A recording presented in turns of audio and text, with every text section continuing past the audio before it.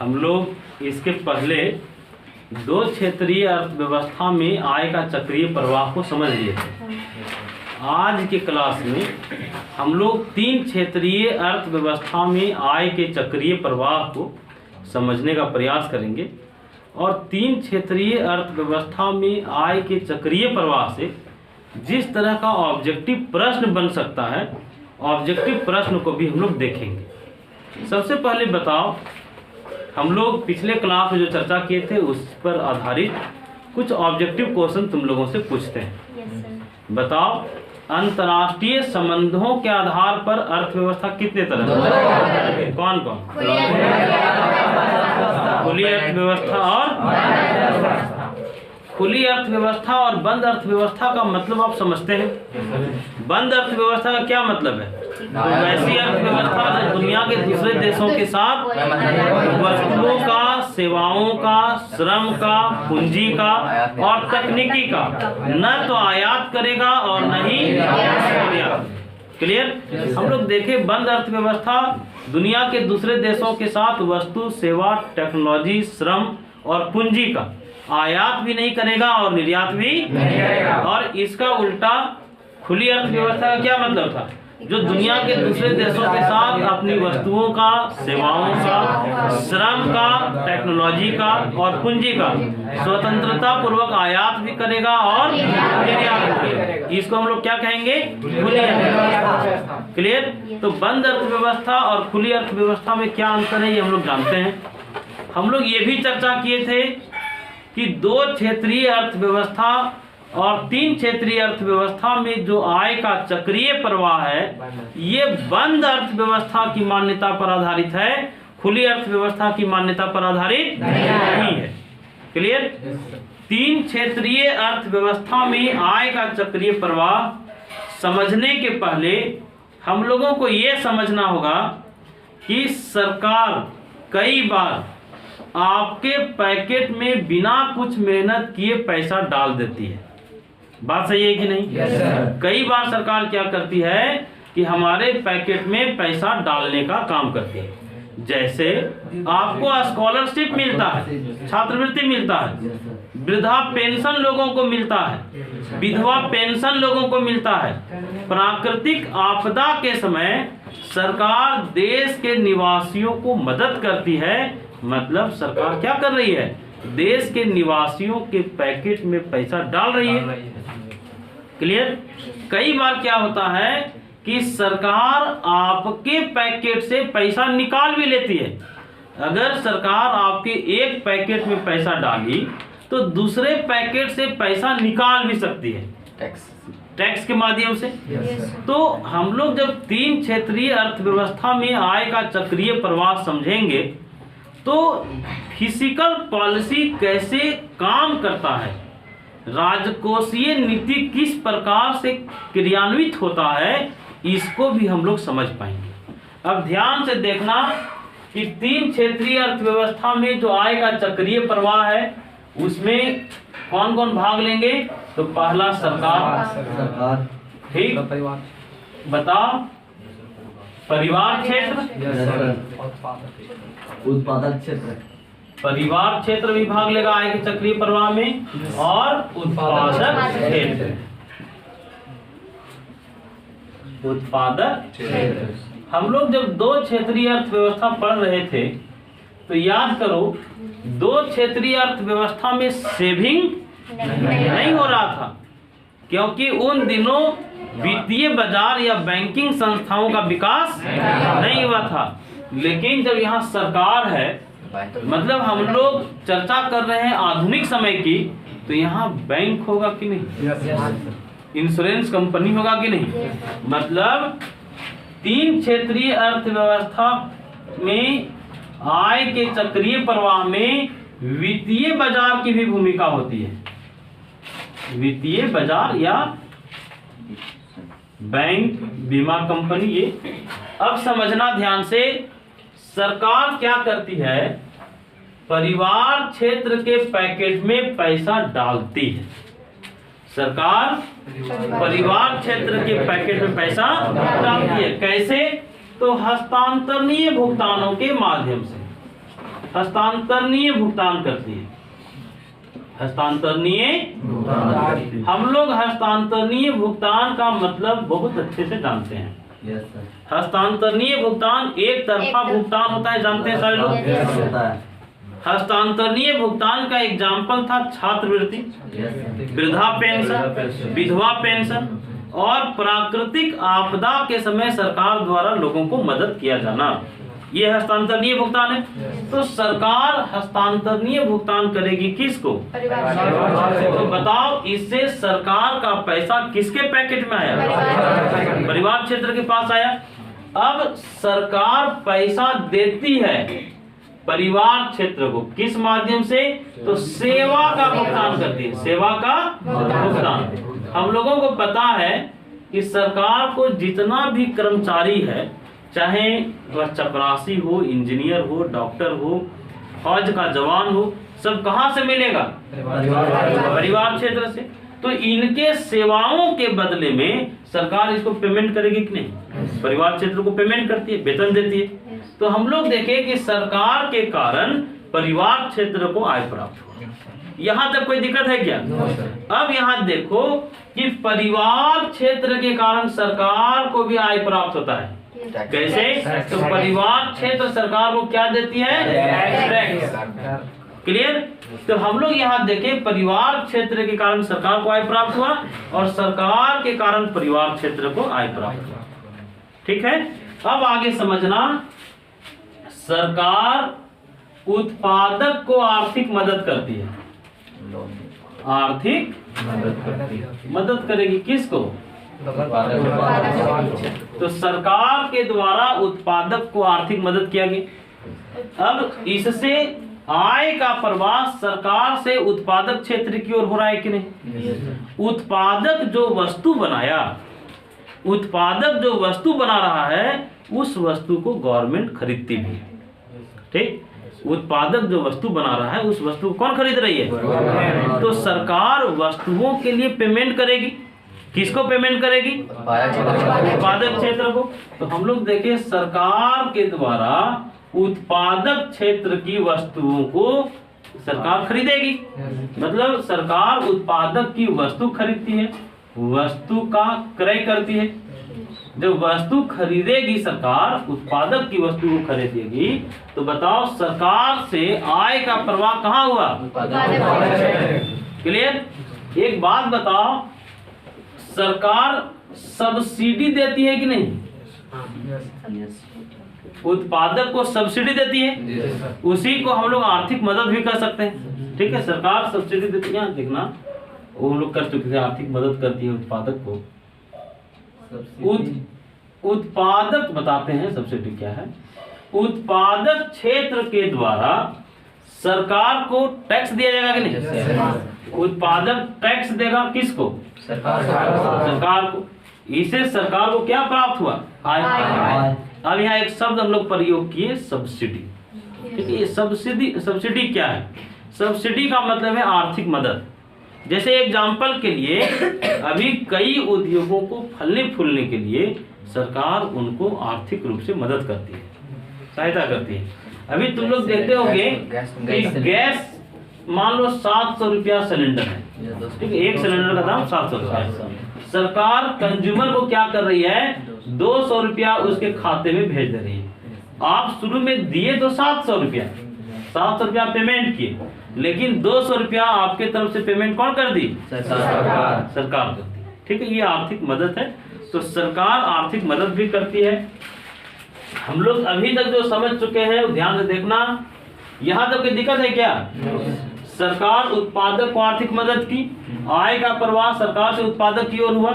फिर हम लोग देखें कि सरकार उत्पादक की वस्तुओं को खरीदी, इससे आय का प्रवाह कहां से कहां हुआ? सरकार से उत्पादक क्षेत्र सरकार को क्या दिया? इससे उत्पादक क्षेत्र के कारण सरकार को आय प्राप्त हुआ कि नहीं? आय का प्रवाह उत्पादक से सरकार की ओर हो रहा है। अब एक बात बताओ, परिवार क्षेत्र के बारे में हम लोग जानते हैं कि परिवार क्षेत्र उत्पादन का साधन देता है उत्पादक को। परिवार क्षेत्र के पास उत्पादन का साधन है, जैसे भूमि, पूंजी, श्रम, संगठन, साहस। ये किसके पास था? परिवार क्षेत्र के पास था। तो परिवार क्षेत्र दिया था उत्पादन का साधन किसको? उत्पादक को। फ्री में दिया होगा? इसके बदले में उत्पादक क्षेत्र को साधन सेवा का भुगतान करना पड़ता है। उत्पादक को क्या करना पड़ा? साधन सेवा का भुगतान। यहाँ एक शब्द प्रयोग किए हम लोग, साधन सेवा, ठीक है, या साधन आय। साधन आय का मतलब है उत्पादन में सहयोग करने के बदले में उत्पादन के साधनों को जो आय मिलेगा उसको हम लोग साधन आय या कारक आय या फैक्टर इनकम कहेंगे। क्लियर? कारक आय का क्या मतलब है? उत्पादन के साधन उत्पादन में सहयोग करते हैं, जैसे भूमि, पूंजी, श्रम, ये सभी उत्पादन में सहयोग किया कि नहीं? तो उत्पादन हो जाने के बाद उत्पादन के साधनों को जो मजदूरी मिलता है उसको हम लोग कहते हैं साधन आय या फैक्टर इनकम। क्लियर? जैसे भूमि को क्या मिलता है बाबू? भूमि को मिलता है लगान, भूमि को मिलता है लगान या रेंट, पूंजी को मिलता है ब्याज, श्रम को मिलता है मजदूरी, संगठन को भी मिलता है, संगठन को मिलता है वेतन, और साहस को मिलता है लाभ। क्लियर? साहस को क्या मिला? साहसी को मिला लाभ। तो कारक आय समझ में आया? तो हम लोग देखे कि उत्पादक क्षेत्र परिवार क्षेत्र को साधन सेवा का भुगतान किया, जैसे ये किराया दिया, ब्याज भी दिया, मजदूरी दिया, लाभ दिया। मजदूरी और लाभ एक ही चीज है, ठीक है? तो उत्पादक क्षेत्र के कारण परिवार क्षेत्र को आय प्राप्त हुआ कि नहीं? लेकिन बताओ, उत्पादक की वस्तुओं को कौन खरीदेगा? परिवार क्षेत्र। कंज्यूमर कहाँ है? कंज्यूमर परिवार क्षेत्र के पास है, ठीक है? तो हम लोग देखें परिवार क्षेत्र उत्पादक क्षेत्र की वस्तु और सेवा को खरीदा, मतलब परिवार क्षेत्र वस्तु तथा सेवा का क्रय किया। तो बताओ, परिवार क्षेत्र के कारण उत्पादक क्षेत्र को आय प्राप्त हो रहा है कि नहीं? क्लियर? अब एक बात बताओ कि परिवार क्षेत्र अपने बचत को कहाँ रखेगा? क्लियर? परिवार क्षेत्र अपने बचतों को कहाँ रखता है? बैंक में रखता है, वित्तीय बाजार में रखता है। अब या मुद्रा बाजार भी इसको कह सकते हो, ठीक है? वित्तीय बाजार से, मुद्रा बाजार से परिवार क्षेत्र को कर्ज भी मिलता है। हम लोगों को कर्ज कहाँ से मिलेगा? बैंकों से मिलेगा। बताओ, उत्पादक क्षेत्र अपने बचत को कहाँ रखा? बैंकों में रखा। वित्तीय बाजार उत्पादक क्षेत्र को ऋण भी दिया और यहाँ निवेश भी किया, इन्वेस्टमेंट भी किया, ठीक? सरकार भी अपने बचतों को कहाँ रखती है? सरकार को कर्ज चाहिए, कौन देगा? वित्तीय बाजार, मुद्रा बाजार से ऋण मिलेगा। क्लियर? तो ये हम लोग समझे तीन क्षेत्रीय अर्थव्यवस्था में आय का चक्रीय प्रवाह। डायग्राम में जितना आप देख रहे हैं, इन सारी चीजों को आपको सेंटेंस बना करके लिख देना है। क्लियर? अब देखो, यहाँ समझने वाली जो बात है कि राजकोषीय नीति कैसे काम कर रहा है, ये तीन क्षेत्रीय अर्थव्यवस्था में आय के चक्रीय प्रवाह से समझ सकते हैं। तो यहाँ एक वर्ड हम लोग प्रयोग किए, राजकोषीय नीति। राजकोषीय नीति तो थोड़ा सा जानना चाहिए कि नहीं कि ये राजकोषीय नीति क्या है। आप लोग फिजिकल पॉलिसी शायद पहले भी सुने होंगे, मॉनेटरी पॉलिसी आप लोग सुने हैं। मौद्रिक नीति का निर्माण कौन करता है? केंद्रीय बैंक। मौद्रिक नीति के कुछ उपकरण बताइए।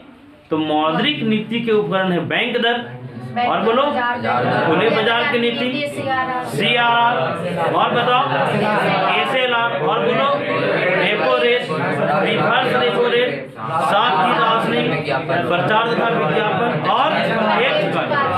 क्लियर? एक बार फिर से बोलो, मौद्रिक नीति कौन बनाएगा? अर्थव्यवस्था पर नियंत्रण करने के लिए केंद्रीय बैंक जो नीति बनाती है उसको मौद्रिक नीति कहते हैं। मौद्रिक नीति के 9 इंस्ट्रूमेंट आपको बताना है। बोलो पहला बैंक दर, दूसरा बोलो, तीसरा, चौथा, पांचवा, छठा, सातवां, आठवां और 9वां। क्लियर? किसी देश की अर्थव्यवस्था पर नियंत्रण करने के लिए सरकार एक पॉलिसी बनाती है जिसको हम लोग कहते हैं फिजिकल पॉलिसी या राजकोषीय नीति। क्लियर? सरकार अर्थव्यवस्था पर कंट्रोल करने के लिए, नियंत्रण करने के लिए कौन सी नीति बनाएगी? Physical policy. क्लियर? राजकोषीय नीति। राजकोषीय नीति के 4 उपकरण। राजकोषीय नीति का कितना उपकरण? सार्वजनिक आय, सार्वजनिक व्यय, सार्वजनिक ऋण और बजट। क्लियर? राजकोषीय नीति का कितना उपकरण? बोलो पहला सार्वजनिक आय, सार्वजनिक व्यय, सार्वजनिक ऋण और वित्तीय प्रशासन। क्लियर? या जिसको हम लोग बजट कहते हैं। राजकोषीय नीति कौन बनाती है? राजकोषीय नीति सरकार बनाती है। मौद्रिक नीति केंद्रीय। क्लियर? राजकोषीय नीति के कितने उपकरण? 4। अब देखो बाबू, तुम लोगों को कंफ्यूज किया जा सकता है। क्वेश्चन रहेगा निम्न में से राजकोषीय नीति का उपकरण है। ठीक? बैंक दर, खुले बाजार की नीति, CRR, सार्वजनिक ऋण। सार्वजनिक ऋण। तो कौन मौद्रिक उपकरण है, कौन राजकोषीय उपकरण है? छाट लोगे कि नहीं? तो मौद्रिक उपकरण कौन कौन था? बैंक दर, बोलो, खुले बाजार की नीति, CRR, repo rate, reverse repo rate, साथ ही राशनिंग, प्रचार का विज्ञापन और प्रत्यक्ष। ये मौद्रिक नीति के उपकरण है। लेकिन राजकोषीय नीति के 4 उपकरण, बोलो फिर से, सार्वजनिक आय, सार्वजनिक व्यय, सार्वजनिक ऋण और बजट। बजट किसका उपकरण है? राजकोषीय नीति का कि मौद्रिक नीति का? राजकोषीय नीति कौन बनाती है? मौद्रिक नीति कौन बनाती है? क्लियर? अर्थव्यवस्था पर नियंत्रण करना दोनों का मकसद होता है, मौद्रिक नीति का भी और राजकोषीय नीति। लेकिन दोनों का निर्माण, एक का निर्माण की सरकार, किसका? और मौद्रिक नीति का निर्माण। क्लियर? राजकोषीय नीति के 4 उपकरण, फिर से बोलो, और वित्तीय प्रशासन। क्लियर? एक बात समझना तुम लोग कि यहाँ तुम लोग देख रहे हो कि सरकार सेवा का भुगतान करती है, सरकार हस्तांतरणीय भुगतान करती है, मतलब सरकार व्यय कर रही है।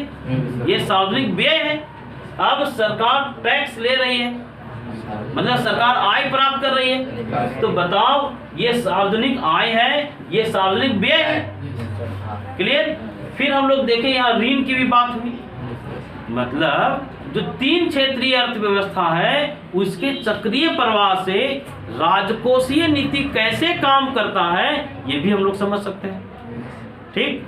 अब एक बात बताओ, यहाँ सरकार के पास पैसा आ रहा है किस माध्यम से? टैक्स के माध्यम से।